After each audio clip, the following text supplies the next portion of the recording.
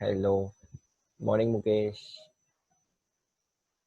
काजल, good morning. चलो, तो आज का डिस्कशन हम लोग स्टार्ट करेंगे। आज हम लोग पढ़ने वाले हैं रिटर्न्स के बारे में। ठीक है, रिटर्न्स। अब रिटर्न्स क्या होती है? तो रिटर्न्स हम लोग जो भी ट्रांजैक्शन करते हैं, may be outward supply, may be inward supply, हमें उसकी रिपोर्टिंग करनी पड़ती है। अभी तक हमने क्या देखा कि आपने इनवॉइस इशू कर दिया, पहले सबसे पहले सप्लाई किया, उसका इनवॉइस आपने देखा, इनवॉइस इशू कर दिया, पेमेंट ऑफ टैक्स और वो सब चीजें। अब आपको गवर्नमेंट को बताना पड़ेगा कि I have done all these transactions and I have paid all these taxes. तो गवर्नमेंट को आपको अपडेटेड रखना पड़ेगा आपके बिजनेस के बारे में। ठीक है, तो वो आप कैसे अपडेट कर सकते हो? तो वो आप कर सकते हो by way of returns. Return file करना कंपलसरी होता है जो भी सारे एसएससीज हैं, सब सब सब के लिए, जिन्होंने भी रजिस्ट्रेशन लिया है। बट अलग अलग टाइप ऑफ रजिस्ट्रेशन के लिए अलग अलग रिटर्न्स की रिक्वायरमेंट रहती है। ठीक है, तो हम आज वही पढ़ने वाले हैं कि कौन से एसएससी के लिए कौन सी रिटर्न एप्लीकेबल रहेगी, उन्हें कब फाइल करनी है, उस रिटर्न्स में थोड़ा बहुत बेसिक डिटेल्स की क्या क्या चीजें आती है उसमें। राइट, तो ये स्टार्टिंग में आप देखोगे तो पूरी समरी दे रखी है। तो इन शॉर्ट आपका 50% चैप्टर तो यहीं पे कंप्लीट हो जाता है अगर आपने समरी देख ली है तो। उसके बाद से 50% ही बचता है। तो यहाँ पर मैंने रजिस्टर्ड पर्सन डाल रखे हैं कि किस पर्सन के लिए कौन कौन से फॉर्म्स और कौन कौन से रिटर्न्स एप्लीकेबल है।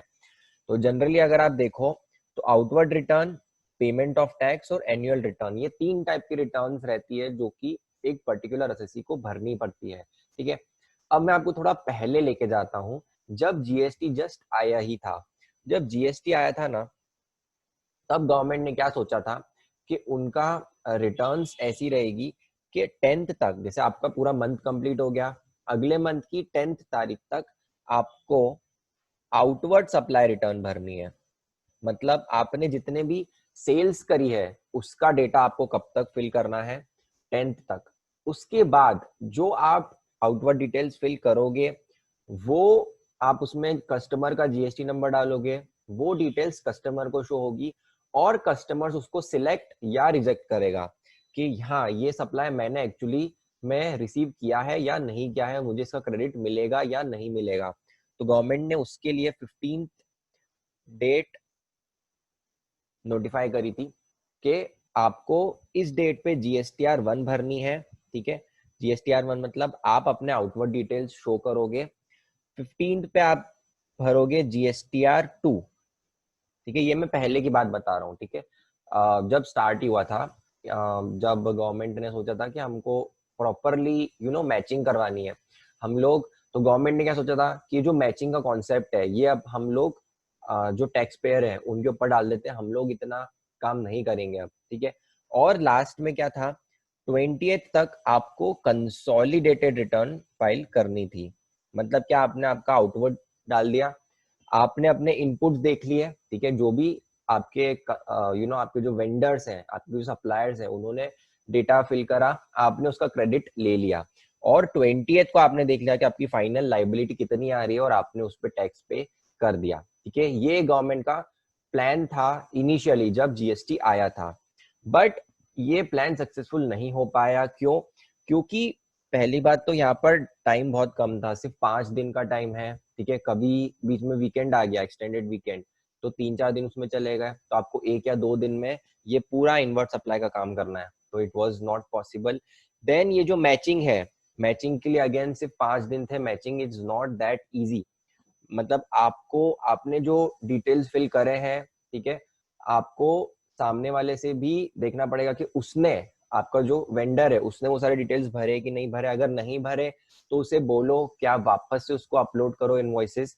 तो ये 5 days में होना वाज नॉट पॉसिबल, और इसीलिए आपकी जो सेकेंड रिटर्न है जीएसटीआर 2, ये कभी भी सक्सेसफुल नहीं हो पाई, कोई भी एसएससी उसमें फिल नहीं कर पाए।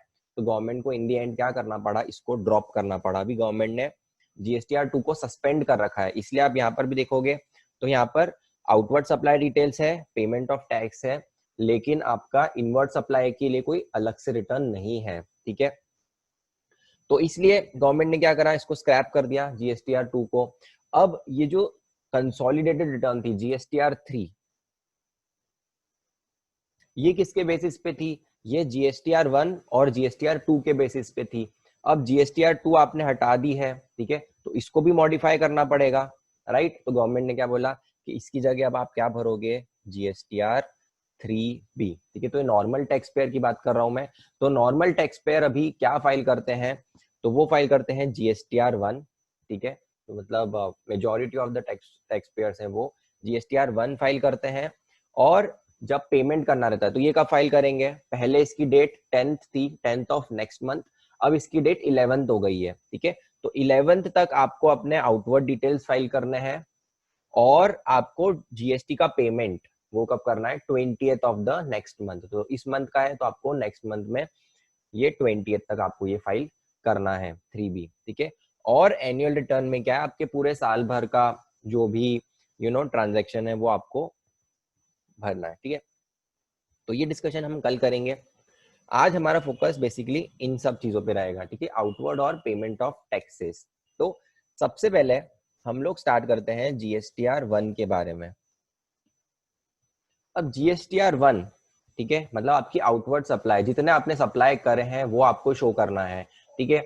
तो वो कौन शो करेगा, तो regular tax payer and including casual tax payer, ठीक है। तो रेगुलर और कैजुअल टैक्स पेयर आपके जो है वो उन लोगों को ये रिक्वायरमेंट है आउटवर्ड सप्लाई में जीएसटीआर 1 फाइल करने की, ठीक है। अब इसमें भी गवर्नमेंट ने थोड़ा रिलैक्सेशन दे रखा है। वो लोग जो कि जिनका टर्नओवर 1.5 करोड़ तक है उनके लिए ऑप्शनल है कि वो इसको क्वार्टरली भी फाइल कर सकते हैं, ठीक है। क्वार्टरली मतलब जनवरी to March, April to June, फिर जुलाई टू सितंबर और आपका अक्टूबर टू दिसंबर, ये 4 क्वार्टर में आप क्वार्टरली रिटर्न भी फाइल कर सकते हो जीएसटीआर 1, ठीक है। बट अगर आपका टर्नओवर 1.5 करोड़ से ज्यादा है तो आपको ये मंथली ही फाइल करना पड़ेगा। और कब करना पड़ेगा, 11th of the succeeding month, ठीक है। तो आप अपनी आउटवर्ड डिटेल्स या तो क्वार्टरली दे सकते हो अगर आपका turnover up to certain limit है, या तो आपको ये मंथली फाइल करना पड़ेगा, ठीक है, हर मंथ। बट जो आपका पेमेंट ऑफ टैक्स है, गवर्नमेंट ने बोला कि आप डिटेल्स बाद में फिल कर दो, भले ही हमको डिटेल्स बाद में दो, लेकिन हमको टैक्स तो टाइम से चाहिए। तो टैक्स आपको हर मंथ की नेक्स्ट मंथ की 20th तक पे करना पड़ेगा। तो टैक्स आपको पे करना पड़ेगा।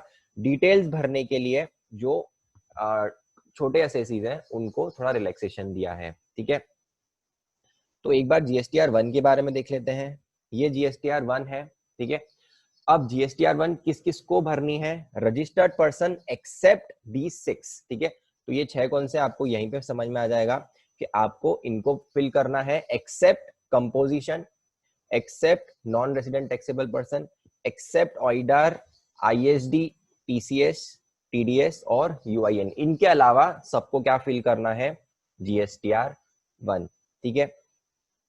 तो अभी मैं आपको थ्योरेटिकली पढ़ा रहा हूं कि क्या क्या है, इसके बाद हम जाके पोर्टल पे प्रैक्टिकली देखेंगे कि ये सब चीजें कहां पर है, ठीक है, और ये सब चीजें क्यों है, थोड़ा डिटेल में भी जाएंगे। ड्यू डेट क्या रहती है आपकी, 11th of the next month. अगर आपका टर्नओवर 1.5 करोड़ से ज्यादा है, 1.5 करोड़ से कम है तो आपके पास ऑप्शन है कि आप या तो मंथली फिल कर लो या क्वार्टरली। और अगर क्वार्टरली करोगे तो कब होएगा, last day of the next month, ठीक है। मतलब आपका अगर जैन टू मार्च क्वार्टर है, ठीक है, तो आपकी ड्यू डेट क्या होगी, बताओ। अगर जैन टू मार्च है क्वार्टर तो आपकी ड्यू डेट क्या होगी अगर आपने क्वार्टरली फाइल करने के लिए ऑप्ट किया है तो। Guys I need your participation. 30th April, right. Next month की लास्ट डेट 30th अप्रैल आपकी ड्यू डेट रहेगी, करेक्ट। देन उसमें क्या क्या डिटेल्स आपको फिल करनी है, ठीक है। तो ये आपकी बेसिक डिटेल्स है, आपकी GST number, trade name, aggregate turnover of previous financial year, tax period भी कौन सा है, जैसे समरी, ये सब बेसिक डिटेल्स हैं, ठीक है। मेन आपकी जो डिटेल्स है ना वो ये है, ठीक है, कि आपको डिटेल्स क्या क्या फिल करनी है। तो आपको क्या क्या दिखाना है अपने आउटवर्ड डिटेल्स में, आपने B2B सप्लाईज। अब B2B सप्लाईज क्या होता है, मतलब बिजनेस टू बिजनेस। अगर आपने किसी रजिस्टर्ड पर्सन को सप्लाई किया है जो उसका क्रेडिट लेने वाला है तो वो काय में आता है, B2B में आता है। B2C मतलब आपने जो अनरजिस्टर्ड पर्सन को सेल करी है वो आएगी। आपने जो जीरो रेटेड और डीम्ड एक्सपोर्ट करे हैं वो आएगा, डेबिट और क्रेडिट नोट आएगा, नील रेटेड, एग्जेम्प्टेड और नॉन जीएसटी सप्लाईज आएंगी, ये सब हम लोग देखने वाले हैं, ठीक है, रिटर्न में, और अमेंडमेंट भी आएगा, ठीक है। अब इसमें आपको ये सब डिटेल्स कैसे फिल करनी है, ठीक है, तो वो गवर्नमेंट ने क्या बोला है कि अगर आप किसी रजिस्टर्ड पर्सन को सप्लाई कर रहे हो, ठीक है, अगर किसी रजिस्टर्ड पर्सन को बता सप्लाई कर रहे हो, तो आप मुझे बताओ कि मैंने पूरे मंथ में 10 रजिस्टर्ड लोगों को सप्लाई किया है, ठीक है, अब वो लोग उसका क्रेडिट लेने वाले हैं, तो अगर मैं कंसोलिडेटेड फिगर्स डालूंगा रिटर्न में, तो उनको पता चलेगा क्या, मतलब गवर्नमेंट मैप कर पाएगी क्या कि किसको कितना क्रेडिट मिलना चाहिए, नहीं। तो इसीलिए क्या होना चाहिए, आपका B2B जो है वो इनवॉइस वाइज आपको अपलोड करनी पड़ेगी डिटेल्स, ठीक है, एक एक इनवॉइस के बारे में आपको डिटेल्स अपलोड करनी पड़ेगी। अच्छा, आपको इनवॉइस की कॉपी अपलोड नहीं करनी है, सिर्फ डिटेल्स अपलोड करनी है, जो गवर्नमेंट मांग रही है डिटेल्स, हम देखेंगे क्या डिटेल्स मांगती है, सिर्फ वही अपलोड करनी है, आपको फिजिकल कॉपी स्कैन करके अपलोड नहीं करना है, ठीक है। तो इनवॉइस वाइज किसका हो जाएगा, आपका जो रजिस्टर्ड पर्सन, क्योंकि उनको इनवॉइस वाइज उसका क्रेडिट लेना रहेगा। अगर अनरजिस्टर्ड कस्टमर्स हैं, ठीक है, अनरजिस्टर्ड कस्टमर्स हैं, तो आपको ये देखना पड़ेगा कि इंट्रा स्टेट है कि इंटर स्टेट है, ठीक है।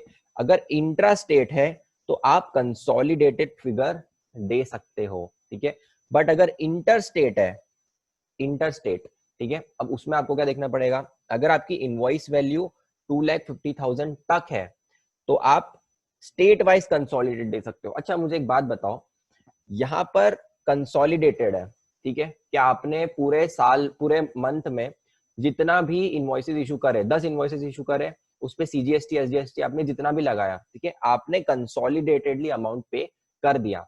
यहाँ पर वो ऑप्शन क्यों नहीं है, इंटर स्टेट में आपको स्टेट वाइज क्यों पेमेंट करना दिखाना पड़ेगा, बताओ, आपको स्टेट वाइज क्यों दिखाना पड़ेगा। विपुल इज सेइंग पीओएस, बाकी लोग,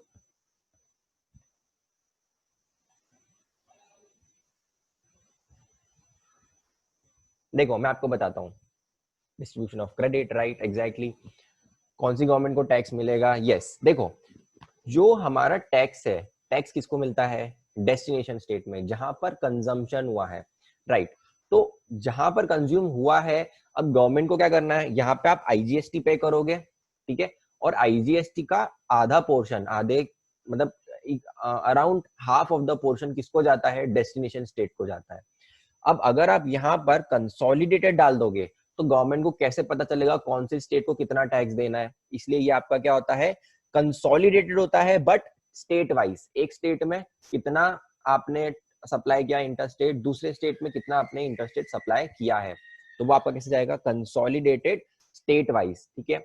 बट अगर आपका जो टर्नओवर, आपका जो इनवॉइस है, जो भी इनवॉइसेस आपके 2,50,000 से ज्यादा हैं, 2,50,000 से बड़े हैं, उसमें आपको इनवॉइस वाइज डिटेल्स फर्निश करनी पड़ेगी। अच्छा, अब ये क्यों दिया होगा गवर्नमेंट ने, ये गवर्नमेंट ने इसलिए दिया कि वो उन्हें ये देखना है कि सामने वाला जो कस्टमर गुड्स ले रहा है वो 2,50,000 के गुड्स ले रहा है एक बार में, ठीक है, या सर्विसेज ले रहा है, मतलब वो बड़ा एसएससी होगा, और ऐसा तो नहीं कि वो बड़ा एसएससी है और उसने जान करके क्रेडिट नहीं ले रखा है, सॉरी रजिस्ट्रेशन नहीं ले रखा है, इसलिए गवर्नमेंट ने क्या रखा है, एक चेक रखने के लिए कि अगर कोई 2,50,000 का गुड्स ले रहा है तो एक चेक रहे कि हाँ हमें पता रहे कि किसने लिया है ये गुड्स, और क्या वो अननेसेसरी अनरजिस्टर्ड तो नहीं, उसको रजिस्ट्रेशन की लाइबिलिटी तो नहीं है, तो गवर्नमेंट उसको पकड़ पाए, इसलिए गवर्नमेंट ने क्या किया, 2,50,000 अगर आप अनरजिस्टर्ड को इंटरस्टेट सप्लाई कर रहे हो तो आपको individual invoice wise details fill करनी पड़ेगी, आप एक साथ क्लब करके कंसोलिडेट फिगर नहीं बढ़ा डाल सकते। अब आपको याद आएगा कल हमने इनवॉइसिंग के बारे में पढ़ा था, तो इनवॉइसिंग में हमने क्या देखा था कि अगर आप consolidated revise tax invoice issue कर रहे हो तो वहां पर भी क्या था कि अगर आप अनरजिस्टर्ड पर्सन को दे रहे हो जिसका टर्नओवर, जिसका जो इनवॉइस है वो 2.5 लाख से ज्यादा है उसकी वैल्यू, तो आपको उसको कंसोलिडेट नहीं कर सकते। अब आपको याद समझ में आया कि क्यों नहीं कर सकते, क्योंकि आपको यहाँ पर जो रिपोर्टिंग करनी है वो इनवॉइस वाइज करनी है। अगर आप वहां पर इनवॉइस ही कंसोलिडेटेड लेवल पे इशू कर देते तो आप यहाँ पे इनवॉइस में डाल पाते क्या उसको, नहीं, इसीलिए गवर्नमेंट ने क्या बोला, वहां पे आपको सेपरेटली इनवॉइस करना है, ठीक है। तो अब हम एक बार पोर्टल पे देखते हैं ये रिटर्न,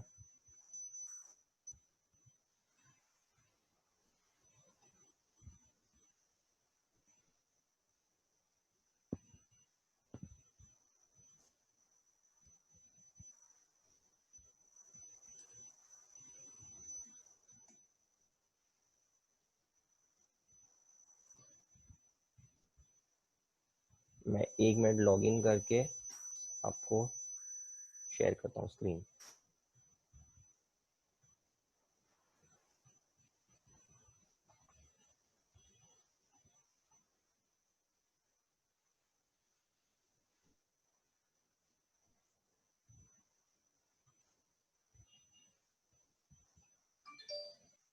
ऑल राइट गाइस, तो ये हमारा जीएसटी पोर्टल है, ठीक है। यहाँ पर हमारा लॉगिन कर लिया है मैंने। हम जा रहे हैं रिटर्न्स पे, ठीक है।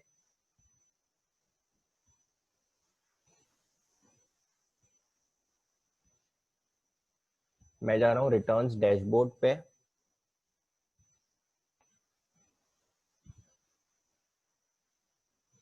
फाइनेंशियल ईयर और मंथ सिलेक्ट किया मैंने, मार्च। गाइस आपको स्क्रीन दिख रही है ना, मतलब पोर्टल दिख रहा है ना? ओके, ठीक है। तो देखो ये हमारी GSTR 1 है, ठीक है। GSTR 1, इसकी ड्यू डेट क्या दे रखी है? 11/4/2020, ठीक है। इसमें हम गए,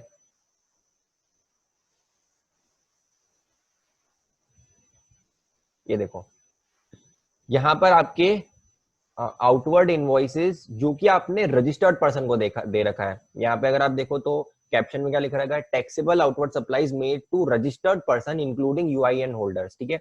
तो हमारा जो फर्स्ट वाला था, एक सेकेंड,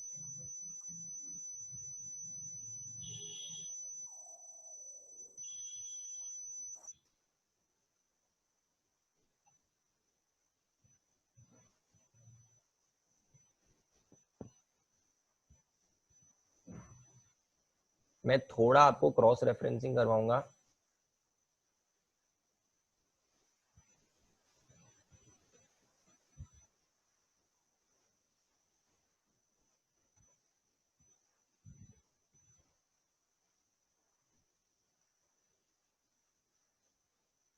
तो ये देखो यहाँ पर क्या था, जो हमारे B2B है, मतलब जो रजिस्टर्ड पर्सन को सप्लाई कर रहे हो, वो आपको इनवॉइस वाइज डिटेल फाइल करने थे, राइट। तो वो आप कहाँ पे फाइल करोगे? तो वो आप फाइल करोगे यहाँ पे, ठीक है।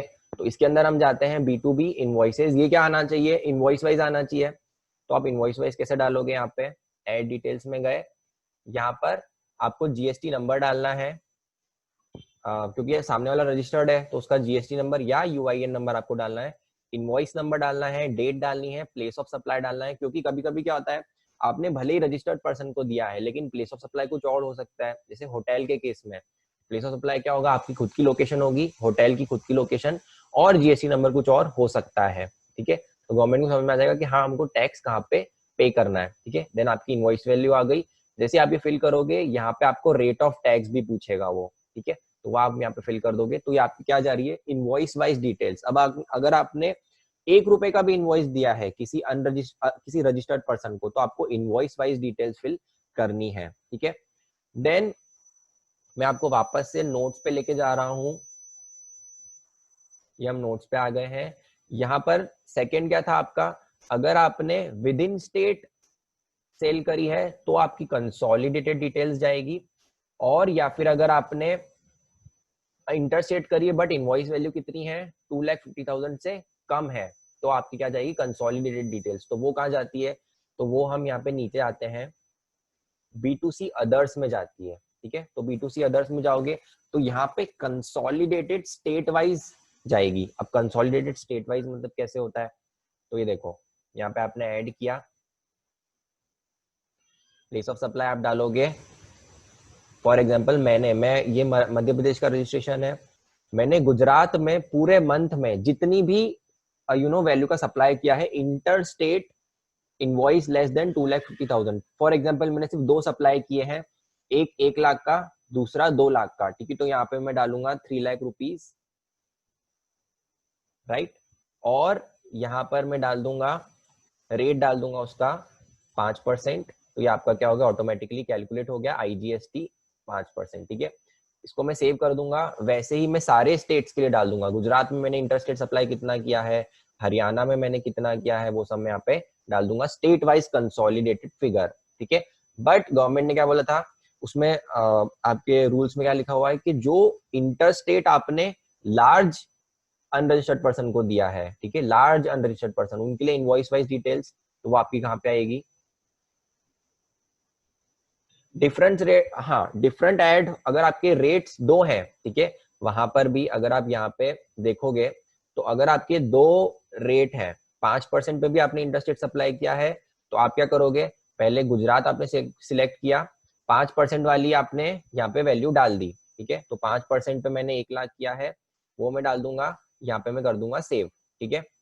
और फिर अगर 12% पे भी क्या है तो वापस से आपको एक और लाइन आइटम गुजरात का ही डालना पड़ेगा, यहाँ पे आप गुजरात सिलेक्ट करोगे, यहाँ पे 12% पे आपने जितना डाला है वो करोगे, सिलेक्ट करोगे रेट और यहाँ पे आप सेव कर दोगे, ठीक है।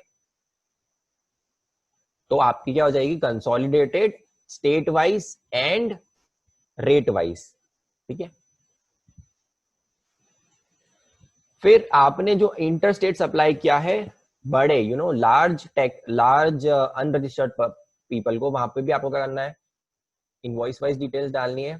तो आप क्या करोगे, यहाँ पे ऐड डिटेल्स किया आपने, आपने जिस स्टेट में सेल करी है वहां पे आपने डाल दिया दिल्ली, इनवॉइस नंबर डालोगे, इनवॉइस डेट डालोगे, वैल्यू डालोगे, और यहाँ पे आपको अमाउंट डालना है, ठीक है। तो अगर आपने 5% पे किया है तो यहाँ पे आपका 1 लाख यहाँ पे आ गया, अगर 12% पे भी है तो 1 लाख यहाँ पर भी आ गया, तो ये ऑटोमेटिकली आपका IGST कैलकुलेट हो जाएगा, आप यहाँ पे सेव कर सकते हो, ठीक है।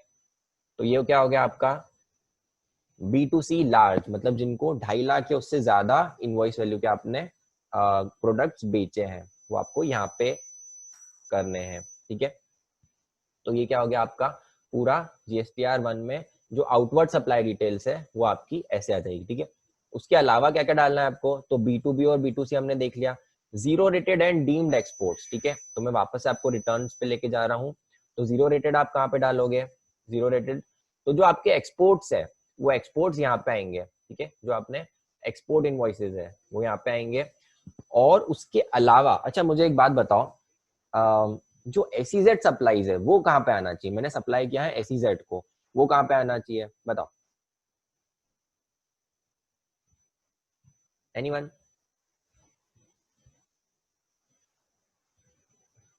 ओके, निकिता सिंह एक्सपोर्ट, और ठीक है। तो देखो एक बार हम एक्सपोर्ट में जाते हैं, अब एक्सपोर्ट में क्या क्या है डिटेल्स मांग रहे हैं वो, ठीक है। देखो इनवॉइस, आपका invoice date, port code, then आपका shipping bill, total invoice, GST payable, ये सब चीजें, ठीक है। तो इस केस में एक क्लैरिफिकेशन आया था गवर्नमेंट का ही कि जो आपके SEZ सप्लाईज है ना वो आपको रजिस्टर्ड में डालना है यहाँ पे, ठीक है। तो यहाँ पर सिर्फ एक्सपोर्ट वाले इनवॉइसेज ही आएंगे, जो आपके SEZ वाले हैं, SEZ वाले भी रजिस्टर्ड तो होते ही हैं, सिर्फ आप उनको पे क्या कर रहे हो, उनको सप्लाई क्या कर रहे हो, वो कर रहे हो, यू नो ये देखो यहाँ पे आया आपका supplies covered under section 7 of IGST act. 7 मतलब क्या होता है, 7 आपका वो था कि वो बताता था कि आपका इंटर स्टेट सप्लाई है, ठीक है। तो अगर आपने SEZ में सेम स्टेट में भी सप्लाई किया है तो वो क्या हो जाता था इंटर स्टेट, तो आप जैसे यहाँ पे टिक करोगे क्या हो जाएगा, ये ऑटोमेटिकली इंटर स्टेट आ गया। फिर आपके SEZ का GST नंबर आप यहाँ पे डाल दो, इनवॉइस वैल्यू डाल दो और ये सब डाल दो, ठीक है। तो ये आपको कहाँ पे फिल करना है, B2B में ही करना है, उसको एक्सपोर्ट में फिल नहीं करना है, गवर्नमेंट ने यहाँ पर ही उसका एक आपको टैब दे रखा है, ठीक है। ओके फिर आगे बढ़ते हैं, नेक्स्ट है जीरो रेटेड डीम्ड एक्सपोर्ट्स हो गया। Then debit and credit note, तो आपने जो भी डेबिट और क्रेडिट नोट रेस करे हैं वो आपको दिखाना है, तो वो आप कहाँ दिखाओगे, तो आप वहां यहाँ पे दिखाओगे, ठीक है। और यहाँ पे हमने देखा था कि क्रेडिट नोट में आपको क्या क्या डिटेल्स इशू करनी पड़ती है, तो GST नंबर डालोगे सबसे पहले, राइट, जो आपका रजिस्टर्ड पर्सन है, debit note credit note number, उसकी डेट, यहाँ पर आपके किस इनवॉइस के अगेंस्ट वो आप डेबिट नोट या क्रेडिट नोट रेस कर रहे हो वो आपको शो करना है यहाँ पर ओरिजिनल इनवॉइस नंबर पे, और ओरिजिनल इनवॉइस नंबर की डेट भी आपको डालनी, क्यों, यहाँ पे वो मैच करेगा कि आप जो इनवॉइस जो आपने क्रेडिट नोट रेस किया है वो आपने टाइम से रेस किया है कि नहीं किया। अगर नहीं किया है ना तो वो आपको रिजेक्ट कर देगा, ठीक है। और जब आप यहाँ पे इनवॉइस नंबर डालोगे ना, ओरिजिनल इनवॉइस नंबर, तो वो सिस्टम से आपकी पुरानी रिटर्न्स में से चेक करेगा वो कि ये इनवॉइस नंबर आपने एक्चुअल में पहले अपलोड किया है कि नहीं किया है, ठीक है। फिर ये नोट टाइप आपका डेबिट है कि क्रेडिट है, नोट की वैल्यू कितनी है, और type of supply interstate intrastate, ठीक है। तो यहाँ पे आप, ये आपका क्या हो गया, registered debit note credit note. और अगर unregistered debit note credit note है, ठीक है, तो ये आपका unregistered debit note credit note यहाँ पे आ जाएगा, ठीक है। और उसके बाद क्या है आपका, नील रेटेड, एग्जेम्प्टेड और नॉन जीएसटी। अब मुझे एक बात बताओ, नील रेटेड, एग्जेम्प्टेड और नॉन जीएसटी, इसके केस में आप बिल ऑफ सप्लाई इशू करते हो, तो वो आपको इनवॉइस वाइज देने की जरूरत पड़नी चाहिए कि कंसोलिडेटेड फिगर? बताओ, आपको बताना है। अगर हम रजिस्टर्ड को भी दे रहे हैं तो इनवॉइस वाइज आना चाहिए कि कंसोलिडेटेड आना चाहिए? प्रांजलि, सोनल, ओके, विपुल सेइंग इनवॉइस वाइज, बाकी सब बोल रहे हैं कंसोलिडेटेड, ठीक है। तो देखो उसमें कैसा है कि सामने वाला उसमें क्रेडिट नहीं लेने वाला है, ठीक है। तो आप उसको, अब जैसे इसमें ही अगर आपके, ये देखो इसके लिए एक अलग से ऑप्शन है, ये रहा नील रेटेड, यहाँ पे आपको नील रेटेड डालना है। Intrastate supplies to registered person, ठीक है, तो आपको टोटल अमाउंट यहाँ पे डालना है नील रेटेड का। टोटल एग्जेम्प्टेड आपको यहाँ पे डालना है, एग्जेम्प्टेड मतलब अदर देन नील रेटेड और नॉन जीएसटी। नील रेटेड यहाँ पे आ जाएगा, नॉन जीएसटी आपका जो पेट्रोल अल्कोहल है वो आप यहाँ पे डाल सकते हो, ठीक है। तो दोनों के आपके यहीं पे आ जाएंगे। रजिस्टर्ड को आपने कितना दिया, अनरजिस्टर्ड को कितना दिया, ये दोनों इंट्रा स्टेट है। इंटर स्टेट में आपने रजिस्टर्ड को कितना दिया और इंटर स्टेट में आपने अनरजिस्टर्ड को कितना दिया। अच्छा, अब ये क्यों है, ये इसलिए है क्योंकि सामने वाले को, मतलब आपने टैक्स पे नहीं करा है तो क्रेडिट की कोई बात ही नहीं आती है। तो इसलिए आप अगर कंसोलिडेटेड भी डालोगे फिगर तो सामने वाले को तो क्रेडिट लेना ही नहीं है वैसे भी, तो इट इज फाइन। तो गवर्नमेंट ने बोला कि आपको अननेसेसरी हैसल नहीं करना है, आप इसमें ही फिगर डाल सकते हो, कंसोलिडेटेड फिगर पूरे मंथ के, ठीक है। तो ये क्या होगा आपके। उसके बाद अमेंडमेंट्स फॉर प्रायर पीरियड। अब अमेंडमेंट फॉर प्रायर पीरियड क्या होता है, मतलब जरूरी नहीं कि आप जब we are humans and to err is human, तो हम लोग ने हो सकता है पहले कुछ गलती कर दी होगी पुराने इनवॉइसेस अपलोड करने में, तो आप उन सबको अमेंड कर सकते हो। तो ये B2B इनवॉइस, आपने पहले अगर कुछ इनवॉइस अपलोड किया था जो कि अब आपको चेंज करना है, ठीक है, तो आप यहाँ पे चेंज कर सकते हो। अमेंडेड B2C लार्ज, जो लार्ज इनवॉइसेस है वो भी आप इनवॉइस वाइज अपलोड किया था तो इनवॉइस वाइज आप उसको अपडेट अपलोड अमेंड कर सकते हो। सेम एक्सपोर्ट, और आपका क्रेडिट नोट डेबिट नोट, और अनरजिस्टर्ड का भी क्रेडिट नोट डेबिट नोट, ठीक है। फिर ये आ गया आपका एडवांस के बारे में, ठीक है। तो आई थिंक विपुल नहीं, आई थिंक दिवेश ने पूछा था एडवांस के बारे में।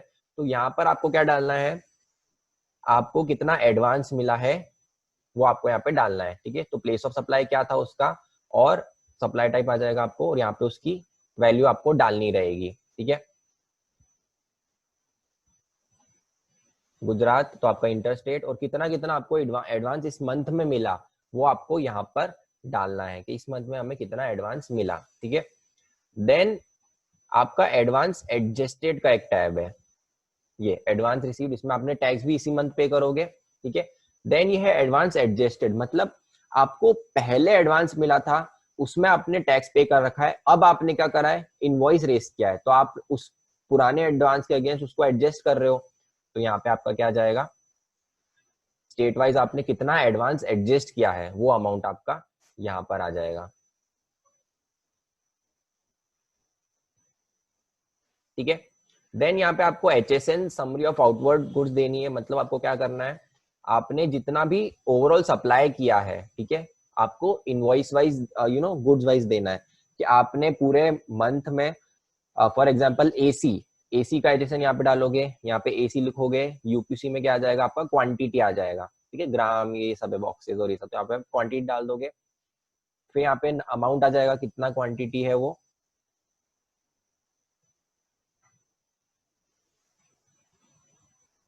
इनवॉइस वाइज डिटेल्स B2B में भी डालना पड़ेगा एंड एडवांस एडजस्टेड में भी। हाँ, तो इनवॉइस जो है आप B2B में डालोगे, ठीक है। और अब क्या होगा, गवर्नमेंट को क्या लगेगा कि आपने इनवॉइस इशू किया है तो आपको उतना टैक्स पे करना पड़ेगा, बट आप क्या बोलोगे कि नहीं, मैं टैक्स ऑलरेडी पे कर चुका हूं, तो वो आप कहाँ शो करोगे, एडवांस एडजस्टमेंट में, तो दोनों जगह जाएगा वो, ठीक है। तो यहाँ पे आप टोटल क्वांटिटी डाल दो, वैल्यू, और ये सब आपका यहाँ पे आ जाएगा। एडवांस में पहले रेट नहीं पता था तो 18% पे किया, नाउ इट इज 5%, सो वो कैसे शो करेंगे, ओके तो वो आप ऐसे शो करोगे कि एडवांस में आपको अब रिटर्न करना पड़ेगा, ठीक है। तो आप इनवॉइस में तो आप शो कर दोगे 5%, ठीक है, और यहाँ पर या तो आप एडवांस एडजस्ट कर लो, एडवांस में एडजस्टमेंट का भी अमाउंट है आपका, है ये अमेंडमेंट ऑफ ये एडवांस टैक्स लायबिलिटी, तो यहाँ पे आप इसको अमेंड कर सकते हो, क्योंकि पहले आपने ज्यादा पे किया था, अब आप क्या कर रहे हो, उसको कम कर रहे हो, तो वो आप यहाँ पे एडजस्ट कर दोगे, और यहाँ पे आप अपना जो नया इनवॉइस है 5% वाला, वो आप यहाँ पे शो कर दोगे, ठीक है। फिर क्या है हमारा,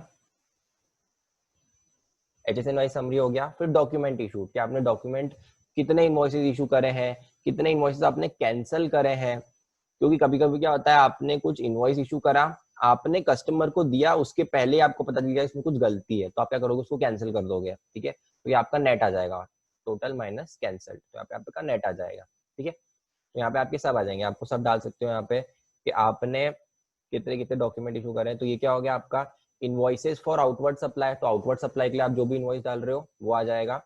invoices for inward supply from unregistered person, तो आपको ध्यान है कि अनरजिस्टर्ड पर्सन से अगर आप लेते हो, आपको उसमें सामने वाला इनवॉइस रेज नहीं करता है, तो आपको रेस यहाँ पे इनवॉइस करना पड़ेगा। फिर रिवाइज्ड इनवॉइस जो हमारा था वो आप यहाँ पे डाल सकते हो, debit note, credit note, receipt voucher, payment voucher, refund voucher, delivery challan for job work, delivery challan for supply on approval, delivery challan in case of liquid gas। तो ये जो सारे एक्सेप्शंस थे ना कि आपको इसमें डिलीवरी चालान रेस करना है, वो सब यहाँ पे आ गए। और उसके अलावा अगर आपने कोई डिलीवरी चालान रेस किया है तो वो भी आपको यहाँ पे शो करना है, ठीक है, अदर देन 9 to 11, ठीक है। तो ये आपकी क्या हो गई, पूरी GSTR1 रिटर्न हो गई। अच्छा, अब इसमें आप हर जगह देखोगे कि ये आपका एक टैब है, import airway bill data, import airway bill data, airway bill data, ठीक है। तो आप क्या कर सकते हो, आपने अगर एक बार एयरवे बिल डाला है, ठीक है, तो जब आप airway bill sorry e-way bill आप जब बनाते हो ना, तब आप उसमें इनवॉइस की डिटेल्स भी डालते हो कि ये इनवॉइस का सप्लाई आपने किसको किया है वो। तो जैसे ही आप इंपोर्ट करोगे, ठीक है, आपका क्या हो जाएगा, जो भी ईवे बिल के डिटेल्स है उस मंथ के, वो ऑटो पॉपुलेट हो जाएंगे, तो आपको वापस से डालने की जरूरत नहीं पड़ेगी, फिर सिर्फ आपको वही गुड्स की और सर्विसेज की डिटेल्स डालनी पड़ेगी जिसमें आपने ईवे बिल इशू नहीं किया था। तो हर जगह यहाँ पे आपको डिटेल्स आप अपलोड इंपोर्ट कर सकते हो, देखो एक्सपोर्ट में भी है, तो सब जगह आपके यहाँ पे ईवे बिल डिटेल्स यहाँ पे आप अपलोड इंपोर्ट कर सकते हो, ठीक है। तो ये हमारा पूरा GSTR1 था कंप्लीट, कि आपको कैसे फाइल करना है, क्या फाइल करना है, ठीक है। तो अब नेक्स्ट हम देख लेते हैं, नेक्स्ट हमारा क्या है। तो ये सब आपको समझा दिया, एक बार आप वापस से पढ़ लेना। और ये देखो HSN details to be furnished, तो ये सेम है जो कि आपका इनवॉइस पे आपको डालना था। अगर आपका अप टू 1.5 करोड़ है तो आपको कोई HSN सबमिट करने की जरूरत नहीं है, HSN कोड। अगर आपका 1.5 करोड़ से 5 करोड़ है तो आपको 2 डिजिट सबमिट करने हैं, अपलोड भी करने हैं। तो आप जब इनवॉइस में आप जितना डिजिट लिखोगे वही आपके सिस्टम में भी होगा और आप वही अपलोड कर पाओगे, तो इसलिए यहाँ पे जो आपकी जो लिमिट है वो सेम है, ठीक है। Then communication of these details to supplier, तो जो आप यहाँ पर अपलोड कर रहे हो, अब आपने क्या करा, यहाँ पर आपके सारा जो रजिस्टर्ड पर्सन है उनका डिटेल्स यहाँ पे डाल दी, ठीक है। अब वो सामने वाले को कहाँ दिखेगा, तो वो रिटर्न्स में जाएगा, जो आपका कस्टमर है, ठीक है, कस्टमर आपका रिटर्न्स में जाएगा, वो मंथ सर्च करेगा, और auto drafted details for view only, ये आपका GSTR2A है। यहाँ पे आपको क्या दिखेगा कि आपके जो वेंडर्स हैं उन्होंने कहां पर यहाँ पे शो किया है, तो यहाँ पे आ जाएगा B2B इनवॉइसेस, क्रेडिट नोट, या फिर पुराने इनवॉइसेस अगर अमेंड करे हैं वो, या फिर पुराने क्रेडिट नोट डेबिट नोट अगर अमेंड करे हैं आपके सप्लायर ने, तो वो यहाँ पे आ जाएगा।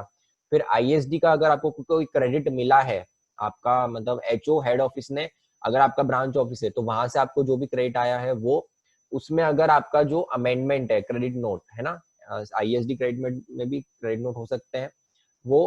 फिर आपको कुछ TDS या TCS मिला है। TDS TCS हम लोग कल पढ़ने वाले हैं, ठीक है, तो ये भी मैं आपको कल समझा दूंगा कि ये क्या होता है। तो ये आपको कहाँ मिल जाएगा, GSTR 2 में, कि क्या क्या क्रेडिट आपको एलिजिबल है।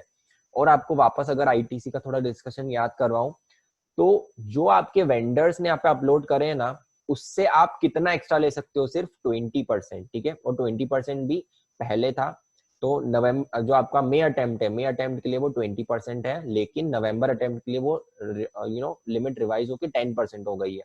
तो जो आपके वेंडर्स ने अपलोड किया है, ठीक है, उसका आप सिर्फ 20% एक्स्ट्रा क्रेडिट ले सकते हो। तो ये तो आप ले ही सकते हो जो भी उन्होंने अपलोड किया है, एक्स्ट्रा कितना ले सकते हो आप, 20% और एक्स्ट्रा क्रेडिट ले सकते हो, ठीक है। तो वो आप कहाँ पे लोगे, वो आप 3B में लोगे, ठीक है। तो अब हमारा नेक्स्ट टॉपिक क्या है, 3B ही है, ठीक है। तो ये क्या हो गया आपका,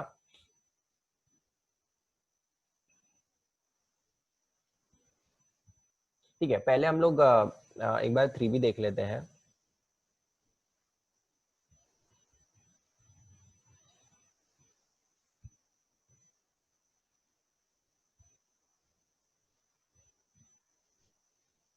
ये रहा कंसोलिडेटेड रिटर्न अंडर सेक्शन 39, इसको 3B, ये 3B वाली रिटर्न है।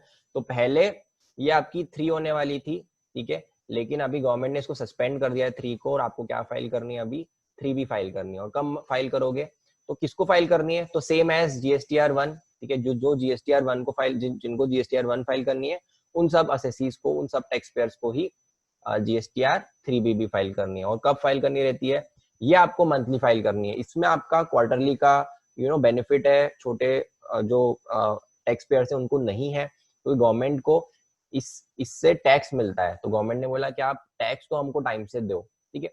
तो ये सब डिटेल्स आपको फिल करनी पड़ती है, ये भी एक बार देख लेते हैं 3B में हम क्या फिल करते हैं। तो रिटर्न्स में हम लोग जा रहे हैं अब 3B में।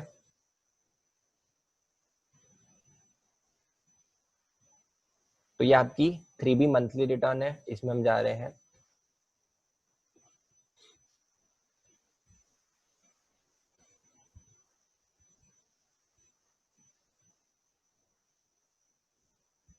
देखो ये आपके है tax on outward and reverse charge inward supplies. तो अभी आपने क्या किया होगा, 10th को 10th को आपने आउटवर्ड सप्लाई की रिटर्न फाइल कर दी होगी, GSTR 1। अब आपका वो 20 पे आ गए हो, 20 पे, ठीक है। तो अब आपको समरी देनी है सिर्फ, ठीक है, कि पूरे मंथ में आपने कितनी रिटर्न फाइल करी है। तो उसमें क्या करोगे आप, यहाँ पे आपका आउटवर्ड टैक्सेबल सप्लाईज आ जाएगा अदर देन जीरो रेटेड, ठीक है। तो ये सारी आपको कंसोलिडेटेड अमाउंट, आपका टैक्सेबल वैल्यू और आपके टैक्सेस यहाँ पे आ जाएंगे, ठीक है। Outward taxable supplies zero rated, ये जीरो रेटेड जो भी है वो आपके यहाँ पे आ जाएंगे, ठीक है। हमेशा अगर कुछ पेमेंट होगा तो IGST में ही होगा। देन आउटवर्ड सप्लाईज ये आपके कौन से आ जाएंगे, अदर, जो कि नील रेटेड, एग्जेम्प्टेड और नॉन GST है, नॉन GST यहाँ पे आ जाएगा। नील रेटेड और एग्जेम्प्ट आपके यहाँ पे आ जाएंगे। और inward supplies liable to reverse charge, ये भी यहाँ पे आएगा, ठीक है। तो यहाँ पर आपको वो डालना है कि इस मंथ में आपने जो भी इनवर्ट सप्लाई लिया था जिसपे आपको टैक्स पे करना है, वो आपको यहाँ डालना पड़ेगा, ठीक है। तो आप जैसे यहाँ पे डालोगे ना अमाउंट्स, ये आपकी आउटपुट लाइबिलिटी में ऐड हो जाएगा। तो यहाँ पे आपने अमाउंट डाला, ठीक है, तो वो आपका यहाँ पे आउटपुट लाइबिलिटी में आ जाएगा, ठीक है। फिर इंटरस्टेट सप्लाईज आपने कितनी की है, तो आपको प्लेस ऑफ सप्लाई वाइज डालना है, ठीक है। जो आपने अनरजिस्टर्ड पर्सन को प्लेस ऑफ सप्लाई वाइज डालना है, क्योंकि गवर्नमेंट को उनको क्रेडिट पे करना, उनको टैक्स पे करना पड़ेगा 3B में। देखो जीरो रेटेड में टैक्स आ सकता है, हम लोग रिफंड के चैप्टर में पढ़ेंगे कि आपके पास क्या है, जीरो रेटेड में आपके पास ऑप्शन रहता है कि या तो आप इनिशियली ही टैक्स पे मत करो, या फिर आप इनिशियली टैक्स पे कर दो और बाद में उसका रिफंड ले लो। तो जीरो रेटेड में दोनों ऑप्शंस हैं। तो अगर आपने टैक्स पे करके रिफंड की बात करी है, तो उस केस में आपको यहाँ पे IGST भी पे करना पड़ेगा। तो जीरो रेटेड यहाँ पे आप डाल दोगे, यहाँ पे IGST का अमाउंट भी डालोगे, बाद में आप भले इसका रिफंड ले लोगे, ठीक है। तो ये आपका इंटरस्टेट सप्लाईज। फिर एलिजिबल ITC, यहाँ पे आपने जितने भी आपको इनवॉइसेस मिले हैं उसका आप ITC लोगे। तो इंपोर्ट ऑफ गुड्स और इंपोर्ट ऑफ सर्विसेज का ले लोगे, ठीक है, उसमें तो IGST लगेगा हमेशा। इनवर्ट सप्लाई जिसपे आपको रिवर्स चार्ज पे करना है, ठीक है, तो वहां पे आपने लाइबिलिटी दिखाई थी यहाँ पे आप क्या दिखा रहे हो, अपना क्रेडिट दिखा रहे हो कि हमने जो लाइबिलिटी पे करी थी उसमें से अब क्रेडिट अलाउड हो सकता है, सब में नहीं हो, तो जिसमें आपको अलाउड है वो आप यहाँ पे शो कर सकते हो, ठीक है, जो आप क्रेडिट मिलने वाला है। तो वहां पे क्या थी आपकी, हमने फर्स्ट वाले कॉलम में क्या दिखाई थी कि हमारी आउटपुट लाइबिलिटी कितनी है, हमको टैक्स पे करना है रिवर्स चार्ज पे, और यहाँ पे आप क्या दिखा रहे हो, कितना क्रेडिट ले रहे हो, ठीक है। फिर इनवर्ट सप्लाईज फ्रॉम आईएसडी और ऑल अदर आईटी से आपको यहाँ पे डालना है, इन दोनों, इन चारों के अलावा जो भी नॉर्मल आपके इंट्रास्टेट या इंटरस्टेट सप्लाई में आपको जो आईटीसी मिला है वो आप यहाँ पे डाल दोगे, ठीक है। फिर यहाँ पे आपको जो आईटीसी रिवर्स करनी है, ठीक है, तो हमने रूल 42 और रूल 43 पढ़े थे कि आपको इनपुट और इनपुट सर्विसेज के लिए रूल 42 था कि आपको कितना रिवर्स करना है, जितना to the extent of ITC which is used in which is input and input services which is used in exempt supplies and non business supplies, और ये कैपिटल गुड्स पे रूल 43 पढ़ा था, वो आपको कहाँ पे डालने पड़ेंगे अमाउंट्स, पूरा कंसोलिडेटेड अमाउंट आपको पूरे मंथ का यहाँ पे डालना है, ठीक है। और उसके अलावा अगर आपने कोई क्रेडिट रिवर्स कर रहे हो, ठीक है, जैसे फॉर एग्जांपल अच्छा वो यहाँ पे आएगा 17(5) में, जो आपने अगर ऐसे इनएलिजिबल जो भी क्रेडिट्स है ना वो यहाँ पे आ जाएंगे, मोटर व्हीकल का क्रेडिट, और फिर आपका अगर आपने कोई फ्री सप्लाई कर दिया है तो वो आपको रिवर्स करना है, तो वो, और उसके अलावा अगर कुछ आप रिवर्स कर रहे हो, आपने गलती से ले लिया था कभी, तो वो आप रिवर्स कर रहे हो, तो वो कहाँ रिवर्स करोगे आप, यहाँ पे करोगे, और या फिर पहले अगर आपने गलती से कुछ आईटीसी ले लिया था जो कि आप अब रिवर्स कर रहे हो, तो वो आप यहाँ पे करोगे जो कि इनएलिजिबल था, ठीक है। तो ये आपका क्या हो गया, एलिजिबल आईटीसी। उसके बाद एग्जेम्प्ट नील रेटेड और नॉन जीएसटी इनवर्ट सप्लाईज, वो आपको यहाँ डालना है। तो आउटवर्ड सप्लाईज आपने कहाँ डाले थे, एग्जेम्प्ट नील रेटेड और नॉन जीएसटी, वो यहाँ पे डाल दिए थे। अभी आपके क्या है, इनवर्ट, तो आपने कितने इनवर्ट रिसीव करे हैं, एग्जेम्प्ट, नॉन जीएसटी और नील रेटेड, तो वो आपको यहाँ पे डालना है। इंटरस्टेट कितना किया है, इंटरस्टेट अगेन ये आपको कंसोलिडेटेड फिगर्स डालने हैं, ठीक है। देन ये क्या होगा आपका, इंटरेस्ट और लेट फीस, तो हो सकता है आपने कभी अगर लेट फाइल करोगे रिटर्न तो ये आपकी इसमें इंटरेस्ट पे सॉरी लेट फीस लगती है, ठीक है। फिर आप जब ये सब करोगे तो आपको जाना पड़ेगा proceed to payment. Proceed to payment में आपका पूरा यहाँ पे फिल करेंगे, उसके बाद आप यहाँ पे जा सकते हो, तो फिर वो आपकी पूरी लाइबिलिटी ऑटोमेटिकली कैलकुलेट कर लेगा। कैसे कैलकुलेट कर लेगा, आपने आउटपुट सप्लाई की डिटेल्स डाल दी, ठीक है, रिवर्स चार्ज पे आपको टैक्स कितना पे करना है वो भी डाल दिया, आपने एलिजिबल आईटीसी भी डाल दिया, ठीक है, लेट फीस और इंटरेस्ट भी डाल दिया, तो आपकी फाइनल लाइबिलिटी ऑटोमेटिकली कैलकुलेट करके आपको बता देगा। फिर वहां पर आप एडजस्ट कर सकते हो, आपको याद हो अगर कि हमारा जो हमको जब आईटीसी यूज करना है तो हम कैसे कर सकते हैं, हमारे पास आईजीएसटी का आईटीसी है, तो आप उसका पेमेंट कैसे कर सकते हो, पहले आईजीएसटी के लिए यूज करोगे, फिर CGST, SGST, registration on GST on government site for applying tenders का आईटीसी सर्विस में आएगा कि ऑल अदर आईटीसी में आएगा।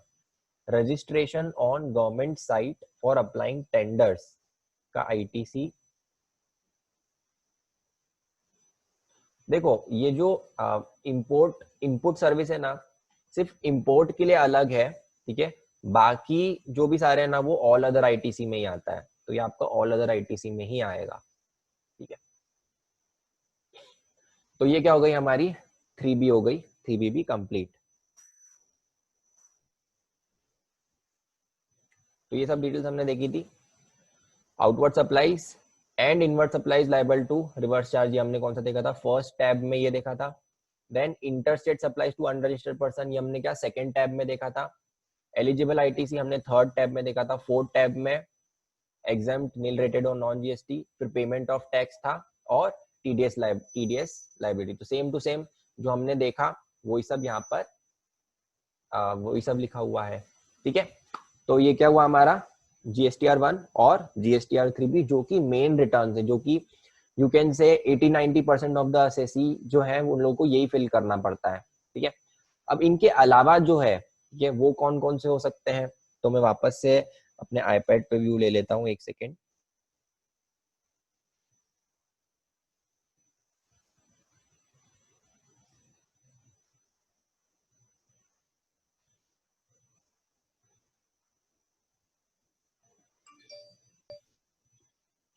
ऑल राइट,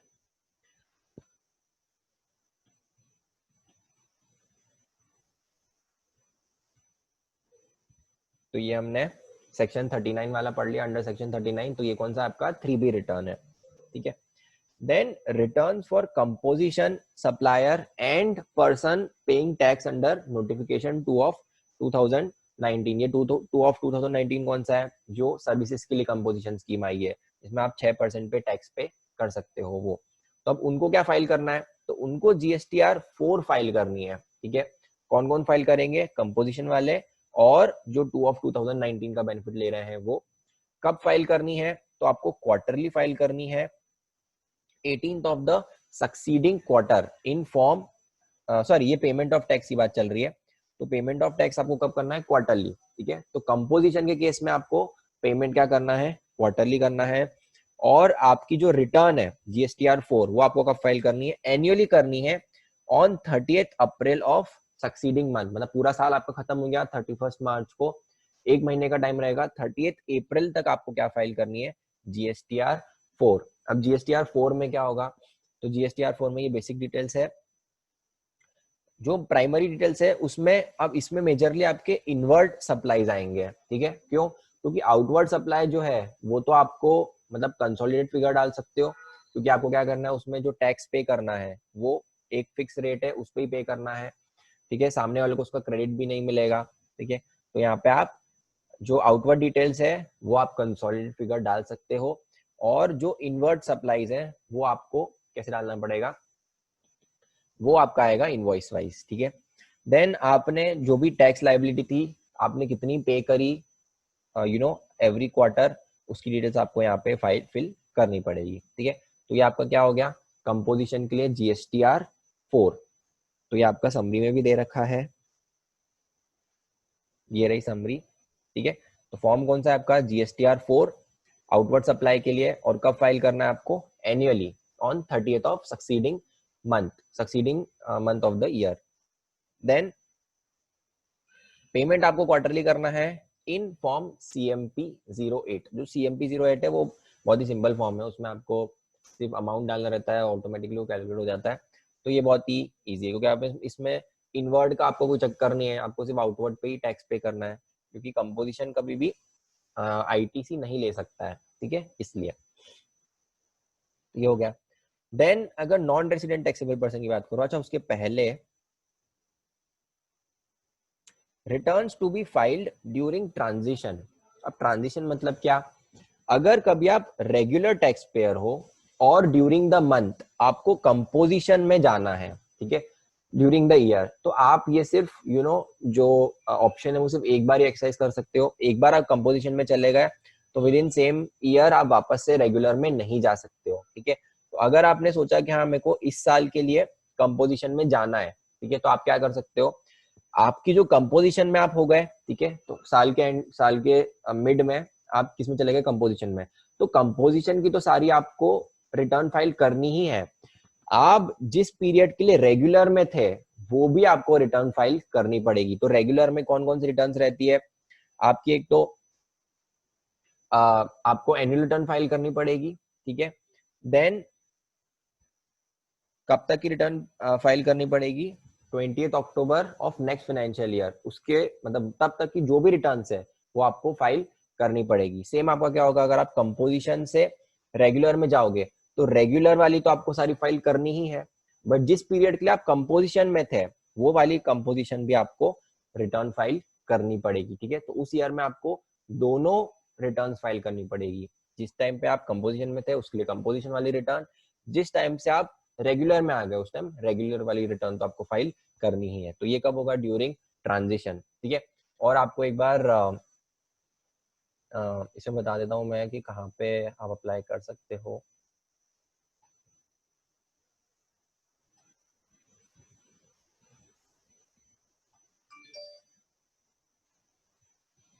तो ये देखो यहाँ पर आपका ऑप्शन ऑनलाइन ही आता है,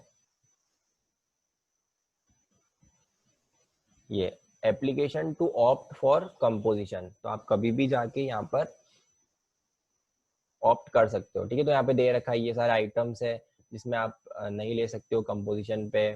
देन ये सब तो एड्रेस है, कैटेगरी किस कैटेगरी में आप कर रहे हो, और ये सब है, आप यहाँ पे सबमिट कर सकते हो ये एप्लीकेशन। ठीक है,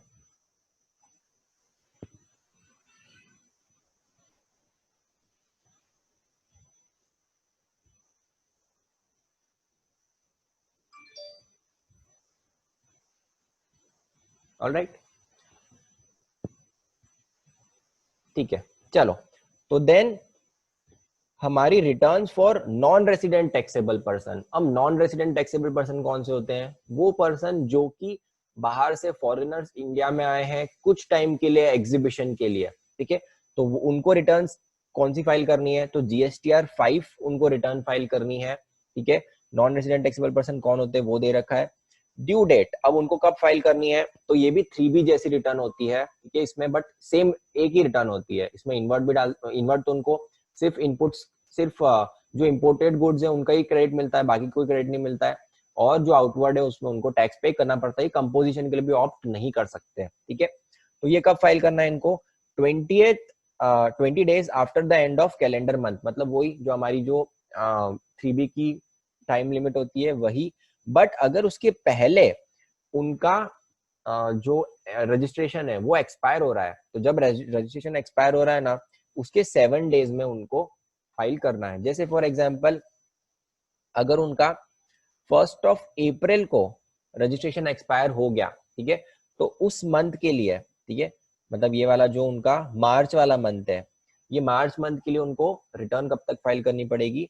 तो 8 अप्रैल तक उनको फाइल करनी पड़ेगी, ठीक है। और अगर ये एक्सपायर नहीं हो रहा है इस टाइम, ठीक है, अभी आप 1-2 महीने और बचे हुए हैं, ठीक है, तो आप क्या कब तक फाइल करनी है इसको? आपको 20 अप्रैल तक फाइल करनी है, ठीक है। तो ये क्या हो गया आपका नॉन रेसिडेंट टैक्सेबल पर्सन की रिटर्न। किसमें फाइल करोगे? जीएसटीआर 5 में, ठीक है। फिर आपका आईएसडी, तो एक बार इसमें भी देख लेते हैं, समरी में आपका सब दे रखा है, ठीक है। तो ये नॉन रेसिडेंट टैक्सेबल पर्सन आपको किसमें फाइल करना है? जीएसटीआर 5। मंथली करना है आपको ये रिटर्न फाइल। कब करनी है? 20 days after the end of calendar month और 7 days after after validity of registration which ever is earlier, ठीक है। और इनका जो पेमेंट है, पेमेंट के लिए इनको कुछ फाइल करनी पड़ेगी या रिटर्न? नहीं, पेमेंट तो इन्होंने एडवांस में दिया था, ठीक है। तो इनको जब रजिस्ट्रेशन किया था उसी टाइम इनको पेमेंट करना था एडवांस में, तो इसलिए पेमेंट की कोई इसलिए आपकी जो रिटर्न नहीं रहेगी पेमेंट के लिए, ठीक है। देन ऑइडार, अब ऑइडार क्या होते हैं? नेटफ्लिक्स, नेटफ्लिक्स अगर इंडिया में रजिस्टर्ड नहीं है, ठीक है, यूएस से आपको सर्विसेज दे रहा है, तो अगर आप रजिस्टर्ड पर्सन हो तो आपको जीएसटी पे करना है रिवर्स चार्ज में, इंपोर्ट ऑफ सर्विस है, आप रजिस्टर्ड पर्सन हो, रिवर्स चार्ज में पे करना है। बट अगर आप नॉर्मल पर्सन हो, मेरे और आपके जैसे, ठीक है, तो हम लोग भी देखते हैं नेटफ्लिक्स। अब उस केस में हमको तो गवर्नमेंट बोल नहीं सकती कि आप रजिस्ट्रेशन लो, सिर्फ नेटफ्लिक्स आपने लॉग इन किया है उसकी वजह से। तो गवर्नमेंट ने क्या बोला कि ऑइडर अगर आप सर्विसेज दे रहे हो from outside India to a person in India to an unregistered person, तो आपको रजिस्ट्रेशन लेना पड़ेगा। मतलब जो ऑइडर है, कंपनी जो नेटफ्लिक्स है, नेटफ्लिक्स को रजिस्ट्रेशन लेना पड़ेगा। रजिस्ट्रेशन लिया है तो रिटर्न भी फाइल करनी पड़ेगी। तो कौन सी रिटर्न फाइल करनी है? GSTR 5A। तो इनकी भी एक ही रिटर्न है, जीएसटीआर 5A। तो आपको ये याद रखना है कि जो भी फॉरेनर्स है उनके लिए 5 होती है, 5 और 5A, ठीक है। तो 5A फाइल करनी है, कब तक करनी है? 20th ऑफ सक्सीडिंग मंथ, ठीक है, नेक्स्ट मंथ की 20 तक। तो ये भी आपकी क्या हो गई? 3B जैसी ही ड्यू डेट हो गई। फिर आपका इनपुट सर्विस डिस्ट्रीब्यूटर, आपने हेड ऑफिस में आईएसडी रजिस्ट्रेशन ले रखा है, तो उसकी डिटेल्स आपको किसमें फाइल करनी है? तो वो करनी है आपको जीएसटीआर 6 में, ठीक है। तो इसमें आप क्या दिखाओगे कि फॉर प्रीवियस मंथ, ठीक है। जैसे अगर आप मार्च की रिटर्न भर रहे हो तो मार्च की रिटर्न आप भरोगे 13 अप्रैल तक। तो आप क्या दिखाओगे कि मार्च में कितना कितना क्रेडिट मैंने डिस्ट्रीब्यूट किया है, मतलब जो आपने आईएसडी इनवॉइसेस इशू करे होंगे या आईएसडी क्रेडिट नोट इशू करे होंगे, वो किस किस को इशू करे, वो सारी डिटेल्स आपको उसमें फिल करनी पड़ेगी। तो ये आपका क्या हो जाएगा? आईएसडी रिटर्न इन जीएसटीआर फॉर्म 6, ठीक है। तो गाइस आज का लेक्चर हम यहीं खत्म करेंगे, ठीक है। कल थोड़ा हैवी हो गया था, हमने 1.5 आवर्स भी एक्सीड कर दिए थे, तो इसलिए आज मैं 1 घंटे में ही इसको कंक्लूड कर रहा हूँ।